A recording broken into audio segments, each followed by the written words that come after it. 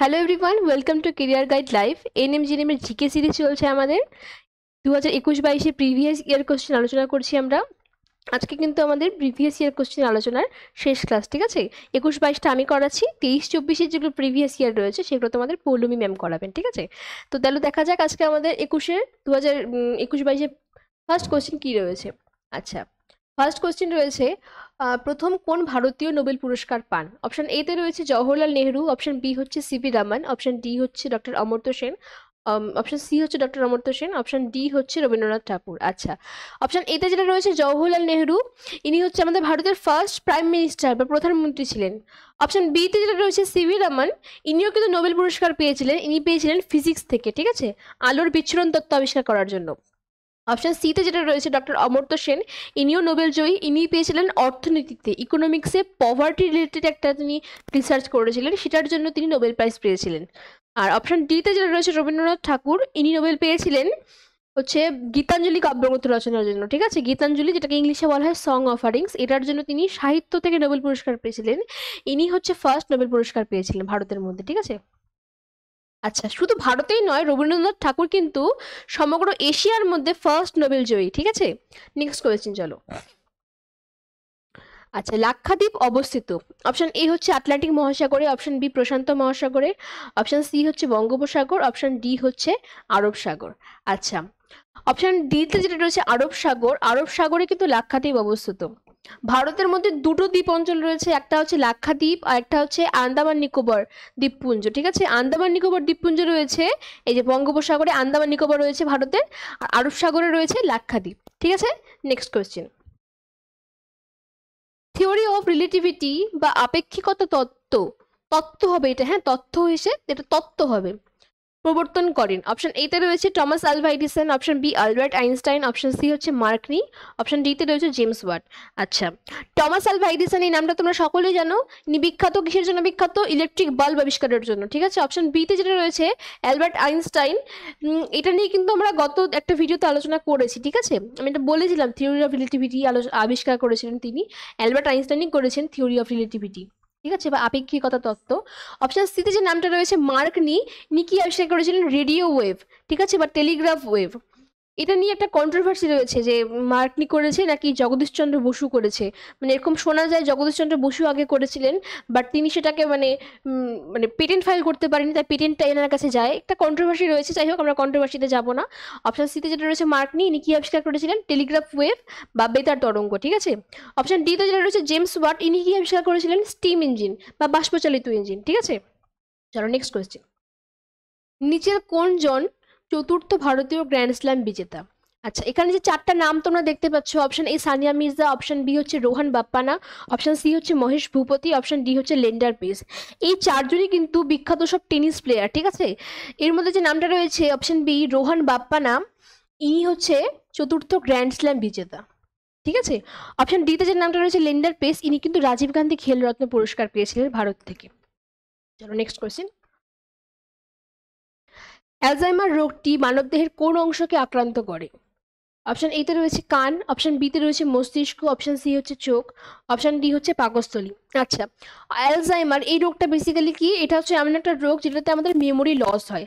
আমরা তো এখনই কোনো কাজ করছি 5 মিনিট পরই ভুলে যাব, ঠিক আছে, বা হয়তো কি আমাদের কথাবার্তা বলার ব্যালেন্স নেই, ইমোশনের ব্যালেন্স নেই, এখনই হাসছে এখনই কাঁদছে, মানে কি আমাদের যেটা মানে চিন্তা ভাবনা করার বা মস্তিষ্কের যে ইমোশনালি ব্যালেন্স বলতে পারো, বা তোমরা বলতে পারো স্মৃতিশক্তি, সব কিছু কিন্তু ডিসব্যালেন্স হয়ে যায়, ঠিক আছে। তাহলে এইটা শুনেই তোমরা বুঝতে পারছো রোগের টাইপটা, এটা কোথায় আক্রান্ত হয়? আমাদের মস্তিষ্ককে কিন্তু এটা ক্ষতিগ্রস্ত করে, ঠিক আছে। সাধারণত জেনারেলি কেন হয় এটা? জেনারেলি বয়সকালে হয়, বা যখন এজ বেশি বেড়ে যাচ্ছে তখন এটা হয়। তোমরা দেখবে বয়স্ক মানুষরা খুব সহজেই কোনো জিনিস ভুলে যায়, তাই না? তারপরে তাছাড়া হয়তো যারা খুব ডিপ্রেশনে আছে বা অত্যধিক চাপ নিয়ে ফেলছে জীবনের টেনশনে, সেই জন্য হচ্ছে, বা হয়তো কোনো জিনিসের প্রতি অত্যধিক মানে ঢুকে যাওয়া, ব্রেনের উপর অত্যধিক প্রেশার ক্রিয়েট করা, তার জন্য কিন্তু ব্রেন তখন এই মানে ব্রেনে এই অসুখটা তখন হয়। Next question, doctor Zakir Hussain ছিলেন ভারতের প্রথম অপশন এ ভারতের প্রথম উপরাষ্ট্রপতি, অপশন বি হচ্ছে লোকসভার প্রথম স্পিকার, অপশন সি হচ্ছে ভারতের প্রথম মুসলিম রাষ্ট্রপতি, অপশন ডি হচ্ছে ভারতীয় জাতীয় কংগ্রেসের প্রথম সভাপতি। আচ্ছা, ভারতের প্রথম উপরাষ্ট্রপতি কে ছিলেন? ডক্টর সর্বপল্লী রাধাকৃষ্ণন, ঠিক আছে, যার বার্থডেতে আমরা 5 সেপ্টেম্বর টিচার্স ডে হিসেবে সেলিব্রেট করি। আচ্ছা, অপশন বিতে যেটা রয়েছে লোকসভার প্রথম স্পিকার ছিলেন জি.ভি. মাভালাঙ্কার, ঠিক আছে। অপশন সিতে যেটা রয়েছে ভারতের প্রথম মুসলিম রাষ্ট্রপতি ছিলেন কিন্তু জাকির হোসেন, ঠিক আছে। জাকির হোসেন ভারতের প্রথম মুসলিম রাষ্ট্রপতি ছিলেন।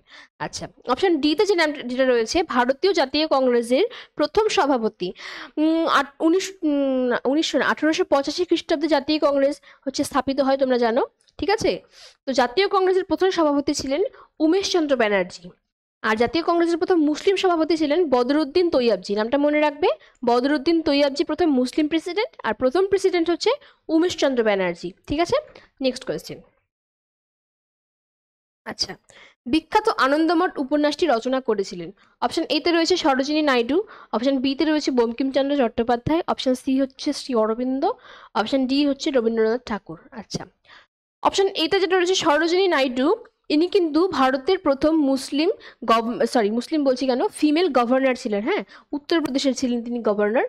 আর এনাকে কিন্তু দ্য নাইটিঙ্গেল অফ ইন্ডিয়াও বলা হয়, ঠিক আছে, সরোজিনী নাইডুকে। অপশন বিতে যেটা রয়েছে বঙ্কিমচন্দ্র চট্টোপাধ্যায়, ইনি একটা বিখ্যাত লেখক, এর একটা ছদ্মনাম রয়েছে কমলাকান্ত, সেটা নিয়ে একটা লেখা রয়েছে কমলাকান্তের হুইল, ঠিক আছে। অপশন সিতে যেটা রয়েছে শ্রী অরবিন্দ, ইনি একজন ফ্রিডম ফাইটার ছিলেন বলতে পারো তোমরা। তাছাড়াও ইনি শেষ জীবনে এসে মানে সন্ন্যাসী ধরনের বা ঋষি বলতে পারো, ঋষি অরবিন্দ বয়, হয়তো শেষ জীবনে ইনি ছিলেন এরকম, তো এনারও লেখালেখি আছে কিছু। অপশন ডিতে রয়েছে রবীন্দ্রনাথ ঠাকুর, তোমরা সবাই জানো এই নামটা, বিখ্যাত লেখালেখি আছে এনার। তো আনন্দমঠ উপন্যাসটা লিখেছিল হচ্ছে বঙ্কিমচন্দ্র চট্টোপাধ্যায়, ঠিক আছে। আচ্ছা, নেক্সট কোয়েশ্চেন। সাম্প্রতিক খবরের শিরোনামে আসা বাগরাম বিমান পোতটি কোন দেশে অবস্থিত? আচ্ছা, অপশন এতে রয়েছে Pakistan, option B Afghanistan, option C হচ্ছে ইরান, অপশন ডি হচ্ছে ভারত।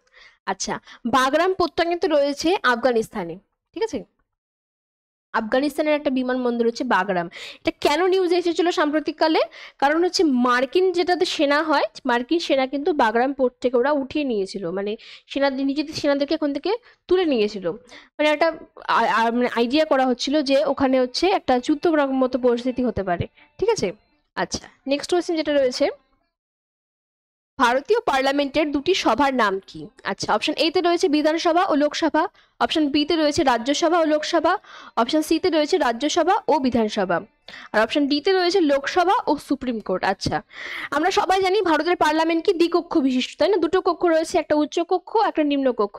উচ্চ কক্ষের নাম হচ্ছে রাজ্যসভা, নিম্ন কক্ষের নাম হচ্ছে কি লোকসভা, ঠিক আছে। তাহলে এখানে রাজ্যসভা ও লোকসভা কোথায় রয়েছে দেখো, অপশন বিতে রয়েছে রাজ্যসভা ও লোকসভা। রাজ্যসভা ও লোকসভা হচ্ছে আমাদের ভারতীয় পার্লামেন্টের বা ভারতীয় সংসদের দুটো কক্ষ, ঠিক আছে। এই প্রসঙ্গে একটা কথা বলা যায়, এখানে নাম রয়েছে দেখো বিধানসভা। বিধানসভাটা কি জিনিস? বিধানসভা হচ্ছে আমাদের রাজ্য পার্লামেন্ট, ঠিক আছে, যেটা হয় রাজ্যের যেটা পার্লামেন্ট হয়, সেখানে দুটো কক্ষ হয়, একটা বিধানসভা, একটা বিধান পরিষদ। দুটো কক্ষ কিন্তু ভারতের সব রাজ্যে নেই, কিছু কিছু রাজ্যে রয়েছে, সম্ভবত 6টি কি 7টি রাজ্যে রয়েছে, তোমরা একবার চেক করে নেবে, ঠিক আছে, ক্রস চেক করে আমাকে একবার কমেন্টে জানাবে। বিধানসভা হচ্ছে নিম্নকক্ষ আর উচ্চকক্ষ হচ্ছে বিধান পরিষদ। বিধানসভা কিন্তু সবগুলো রাজ্যেই রয়েছে, বিধান পরিষদ সব রাজ্যে নেই, ঠিক আছে। আচ্ছা, তো এইটাই ছিল হচ্ছে আর যেমন কিছু আছে, সুপ্রিম কোর্ট তো তোমরা জানোই, সুপ্রিম কোর্ট হচ্ছে ভারতের সর্বোচ্চ বিচারালয়, তাই না? তো এইটুকুই ছিল প্রিভিয়াস ইয়ার কোশ্চেন 2021-22-এর, ঠিক আছে। এরপরে নেক্সট ক্লাস থেকে আমরা এনএম জিএনএম এর পার্সপেক্টিভ থেকে কিছু ইম্পর্টেন্ট কোশ্চেন আলোচনা করবো, ঠিক আছে। ক্লাসগুলো তোমাদের আশা করি ভালো লাগবে, ভালো লাগছে, নিয়মিত ক্লাসগুলো ফলো করো। থ্যাঙ্কস ফর ওয়াচিং, আর ভালো থাকো, সুস্থ থাকো, দেখতে থাকো কেরিয়ার গাইড লাইভ।